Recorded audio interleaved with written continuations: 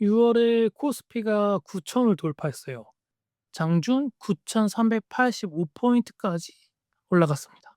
종가 기준으로는 9,114, 역대 최고치. 뉴스에서는 코스피 9천 시대 불장이라고 이야기했습니다. 시장이 이렇게 좋으면 자동 매매도 잘 되겠죠?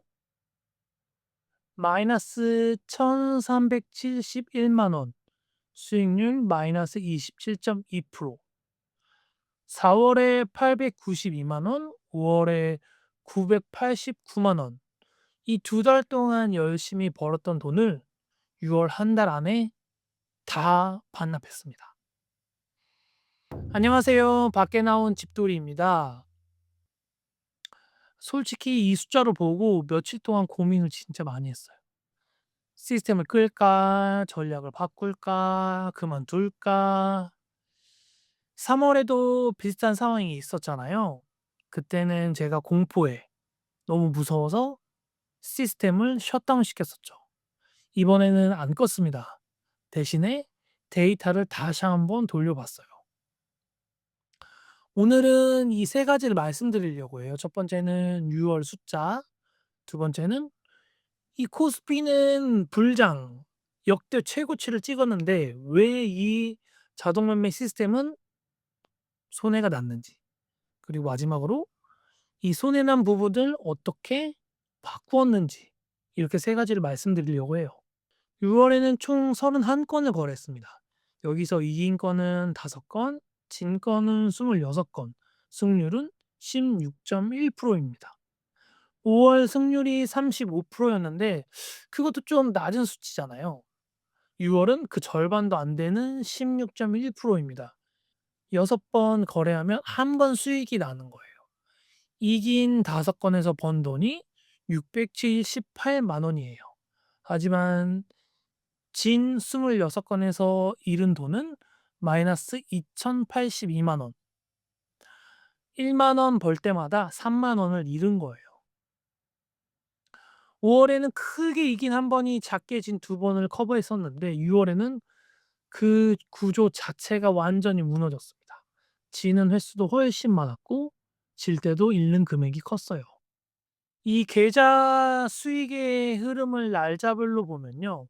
6월 1 일에는 4,967만 원으로 시작을 했습니다. 6월 1 일에는 최고치였던 5,052만 원까지 올라갔어요. 여기까지는 괜찮았어요. 5천만 원을 돌파했다. 예스. 이러면서 좋아했었는데 6월 4 일부터 내리막이 시작됩니다. 6월 4일 4,656만 원, 6월 8일 4,259만 원, 6월 10일 4,218만 원. 잠깐 반등해서 6월 15 일에 4,516만 원까지 살짝 올라갔다가 6월 22 일에 4,510만 원으로 다시 내려갔습니다.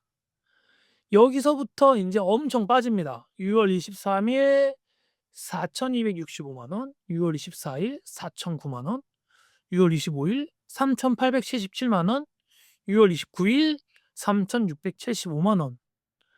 6월 후반 일 주일 동안 800만 원이 넘게 손해를 봤습니다. 하루에 200만 원씩 계좌에서 사라지는 걸 보면 와 진짜 공포입니다, 공포. 31건 중에서 돈을 벌어준 종목, 수익이 난 종목을 하나씩 하나씩 살펴볼게요. 첫 번째로는 현대백화점. 현대백화점에서는 401만 원 수익이 났어요. 6월 5 일에 S2 신호로 들어가서 4 유닛까지 피라미딩하고 6월 23 일에 20일 최저가 매도로 나왔습니다. 18 일을 보유했고요. 이번 달 유일하게 터틀 트레이딩 다운 거래였어요. 추세를 타고 올라갈 때까지 올라가서 먹고 나온 거죠. 두 번째는 후성 136만 원 수익이 났습니다. 6월 4 일에 진입해서 6월 16 일에 청산, 12일 보유했습니다. 세 번째로는 SK스퀘어 78만 원 수익이 났고요. 네 번째로는 삼성생명 47만 원 수익이 났습니다. 마지막으로 NC 플러스 17만 원, 17만 원 수익이 났습니다. 요 5건을 다 합쳐서 678만 원 수익이 난 겁니다.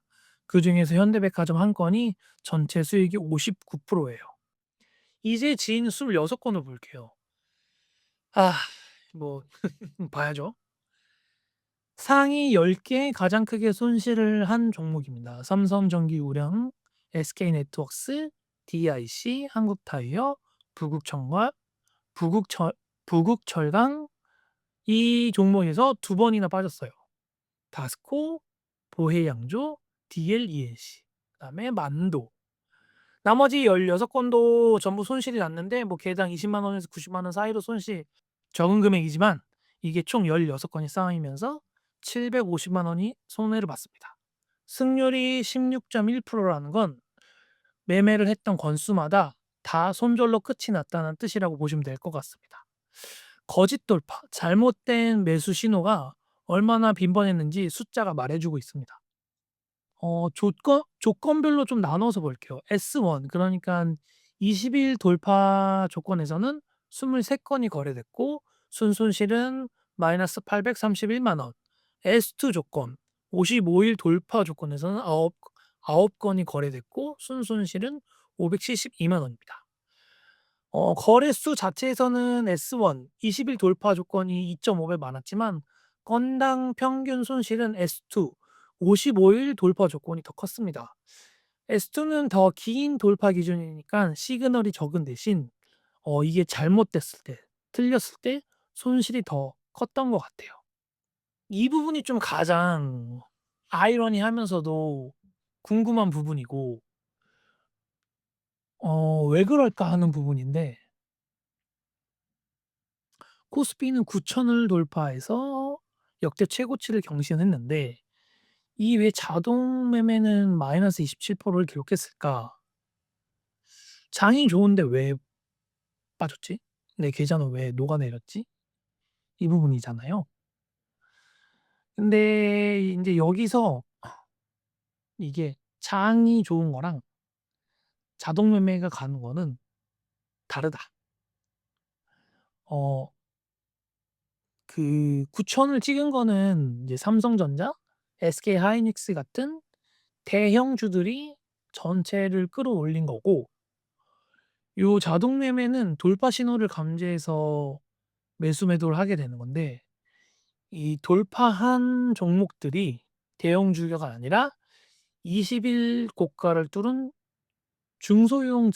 중소형주들이어 가지고 장은 올랐지만 이 아이들은 오르지 않았다. 뭐 이렇게 볼 수 있을 것 같아요. 이 종목들이 고가를 뚫어서 추세가 시작됐다고 판단을 해서 프로그래밍에 매수를 한 건데 이게 거짓 돌파. 제가 "왜 그런 거야?"라고 AI에게 한번 물어봤어. "왜 이렇게 많이 이런 거야?" 그러니까 AI의 답변이 이렇습니다. "6월 전체 시장이 올라갔으니까 많은 종목들이 단기적으로 20일 고가를 터치했다. 하지만 그게 진짜로 추세 돌파, 추세의 시작이 된 게 아니라 시장 전체 분위기에 편승한 일시적인 상승인 경우가 많았다. 그래서 돌파하고 하루 이틀 뒤에 다시 원래 가격으로 돌아오거나 더 하락하게 됐다. 그래서 시스템은 매수를 했고 스탑 로스에 걸려서 손실로 끝이 나게 되었다."라고 인제 저한테 알려주더라고요. 결론은 "시장이 좋다고 모든 종목이 다 좋은 건 아니다." 뭐 요런 결론을 얻었습니다. 그래서 정리를 해 보면 첫 번째는 저가 소형주가 급등락을 했다. 1,000 원짜리 2,000 원짜리 종목들이 있었는데 이런 종목들이 20일 고가를 돌파하면서 시스템에 매수를 했고 근데 진짜 추세 돌파가 된 게 아니라 시장 분위기에 편승해서 올라갔다가 확 올라갔다 확 내려왔다. 그래서 변동성이 너무 높아서 손실을 봤다. 요렇게 정리를 할 수 있을 것 같습니다. 그다음에 두 번째로 제가 이번 달에 손실 많이 본 이유 중에 하나로 피라미딩이 너무 빨랐다고 하더라고요. 터틀 트레이딩에서 피라미딩은 0.5 N만큼 오를 때마다 유닛을 더 추가해서 매수를 하는 건데 문제는 시간의 제한이 없었다는 겁니다. 예를 들어서 그 고가를 계속 돌파할 때 그 시간의 텀을 두지 않고 바로바로 매수를 하는 게 패착이라고 해요. 10초 동안에 세 유닛이 계속 추가되는 경우가 있었다고 해요. 실제로 제 이번 매매에서. 첫 번째 유닛 매수하고 5초 뒤에 두 번째 유닛 매수하고 또 5초 뒤에 세 번째 유닛 매수하고. 이게 올라갈 때는 좋은데 하락에서는 이게 엄청난 손실로 돌아오게 되었습니다. 한 유닛만 있었으면 마이너스 5 0만 원의 손실이 세 유닛이 쌓여 있으니까 마이너스 150만 원이 된 거예요. 손실이 2 배, 3 배로 불어나게 된 거죠. 피라미딩이란 게 추세가 확인된 후에 천천히 쌓아가야 하는 거더라고요. 이렇게 시스템에 오른다고 팍팍팍 사게 되면은 내릴 때도 팍팍팍 떨어지게 됩니다. 세 번째는 S1에서 나갔다가 S2로 바로 다시 들어간 경우입니다. 이건 부국철강의 케이스를 보면 이해가 될 것 같아요. 9시 14 분에 S1, 그러니까 20일 돌파 조건에서 스탑로스에 걸려서 청산이 됐어요. 마이너스 142만 원. 그런데 60분 뒤 10시 14 분에 S2, 55일 돌파 조건에서 다시 매수 신호가 떴어요. 쿨다운이 60 분이었는데 딱 60분 경계 통과하고 나서 다시 매수를 하게 됩니다. 결과는 또 손실. S2에서도 마이너스 131만 원. 같은 종목을 같은 날 1 시간 간격으로 두 번 사고 팔아서 마이너스 273만 원 손해를 봤습니다. S1에서 틀렸으면 같은 종목 S2도 높은 확률로 틀릴 건데 시스템에선 이거를 막을 수 있는 로직이 없었어요. 그냥 쿨다운 시간 60 분만 지나면 다시 들어갔습니다. 네 번째는 코스피는 상승장이었지만 개별 종목의 거짓 돌파가 빈발했습니다. 이건 아까 간단하게 말씀드렸는데 코스피가 9,000으로 올라간 거랑 개별 종목이 올라간 거랑은 다른 이야기다. 그래서 삼성전자, 하이닉스가 전체 시장을 끌어올린 거랑 개별 종목이 올라간 거랑은 다른 얘기다. 그래서 이 시장 분위기로 인해서 거짓 돌파들이 많이 발생했다. 그래서 손해가 좀 많았다. 요렇게 정리를 할 수 있을 것 같아요. 이 와중에도 그래도 인제 좋은 소식 하나가 있다면 현대백화점입니다. 6월 5 일에 S2 55일 고가 돌파로 신호로 진입을 했어요. 그다음에 주가가 꾸준히 올라가면서 0.5엔 간격으로 피라미딩을 해서 4 유닛까지 쌓았습니다. 그리고 6월 23 일에 20일 최저가 매도 신호가 나와서 전량 청산하게 되었습니다. 18일 동안 보유를 했고 401만 원 수익이 났습니다. 이 한 건이 터틀 트레이딩의 정석이었어요. 추세가 형성되면 진입하고 추세가 지속되면 더 사고 그다음에 추세가 꺾이면은 팔고 나온다. 이번 달 수익의 59%가 이 한 건 현대백화점에서 나왔습니다. 그런데 문제는 나머지 31건 중에서 이런 추세가 형성된 종목이 없었다는 거죠. 터틀 트레이딩 전략이 맞고 틀리고의 문제가 아니라 진짜 추세가 있는 종목을 어떻게 구분해서 고르느냐, 요게 좀 문제인 것 같습니다. 그래서 좀 수정을 했어요. 로직을 수정을 했습니다. 첫 번째는 그 최소 주가 필터를 수정했어요. 기존에는 1,000원 이상인 주식이면 매수 대상에 포함을 했는데 이걸 5,000 원으로 올렸습니다. 부국철강 1,800 원, 보혜양조 1,200 원, 다스코 4,000 원, 이런 종목들이 앞으로는 매수 대상에서 아예 제외가 됩니다. 두 번째는 재진입, 쿨다운을 60 분에서 120 분으로 늘렸습니다. S1에서 나갔다가 S2로 바로 들어오는 교차 진입, 이제는 2 시간을 기다려야 합니다. 부국철강 같은 케이스가 차단됩니다.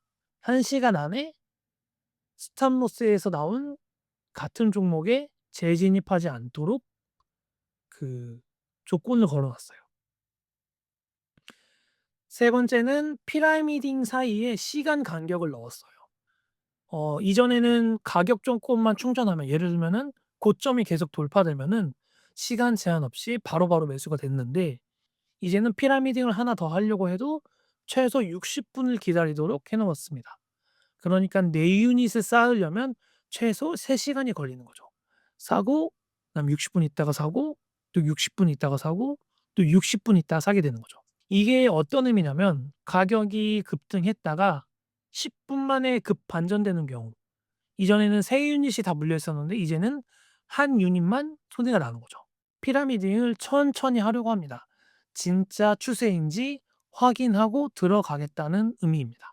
마지막으로 이게 가장 큰 핵심인 것 같은데 코스피 시장에 필터를 추가했습니다. 그냥 코덱스 200 ETF라는 종목이 있어요. 이 아이의 가격이 50일 이동 평균선 밑에 있으면 시장 전체가 하락 추세라고 판단하고 신규 매수를 하지 않도록 했습니다. 기존에 갖고 있던 포지션들은 정상적으로 작동을 하지만 피라미딩도 안 되고 새로운 매수도 되지 않습니다. 3 월에 미국 이란 전쟁으로 폭락했을 때 만약에 이 필터가 있었으면은 신규 매수가 아예 되지 않았을 거예요. 그런 상황을 좀 대비하려고 합니다. 지금까지 전체 누적을 보면은 1 월에 520,000원 손실, 2 월에 150,000원 손실, 3 월에 427만 원 손실 여기까지 빠졌다가 4 월에 892만 원 수익, 5 월에 989만 원 수익 여기까지 누적 1,387만 원까지 누적 수익이 났어요. 그리고 6 월에 1,371만 원 손해입니다. 거의 인제 원점으로 돌아왔습니다. 3 월에도 비슷한 상황이 있었을 때 그때는 제가 프로그램을 셧다운 시켰는데 이번에는 그렇지는 않았어요. 그때도 '아 이거는 좀 잘못된 선택을 한 것 같다.'라는 판단이 있었고 그냥 프로그램에 맡겨 놨으면은 '손해가 좀 더 줄어들었을 거다.'라는 인제 사후 그런 분석이 있었어 가지고 손해가 나더라도 프로그램이 계속 돌아가는 게 그 손해를 더 줄일 수 있다라는 마음으로 그냥 계속 켜 놨습니다. 프로그램 시스템 자체에 문제가 있었다기보다는 그냥 안전 장치들을 좀 더 해 놔서 좀 더 리스크를 관리하는 차원으로 수정을 해 놓았습니다. 이게 앞으로 효과가 있을지는 또 지켜봐야 해요. 뭐 저도 잘 모르고 해 봐야 이게 되나 안 되나를 또 확인할 수 있어서 이번 달도 인제 또 7월 한 달 또 이제 쭉 지켜봐야겠죠. 뭐 돈을 잃는 날도 있고 버는 날도 있고 돈이 있을 때도 있고 없을 때도 있고 뭐 그렇지 않을까요? 뭐 이거 매일매일 일비하다 보면은 뭐 정신적으로 너무 힘드니깐 그냥 그러려니 하고 넘어가려고 합니다. 그렇지만 중요한 건 프로그램을 정지하지 않았다는 거. 보완해서 또 7월 또 계속 갈 거라는 것. 요게 좀 중요한 것 같아요. 또 7 월에 또 결과를 가지고 다시 한번 업데이트 드릴 수 있도록 하겠습니다. 오늘도 이 영상 시청해 주셔서 감사합니다.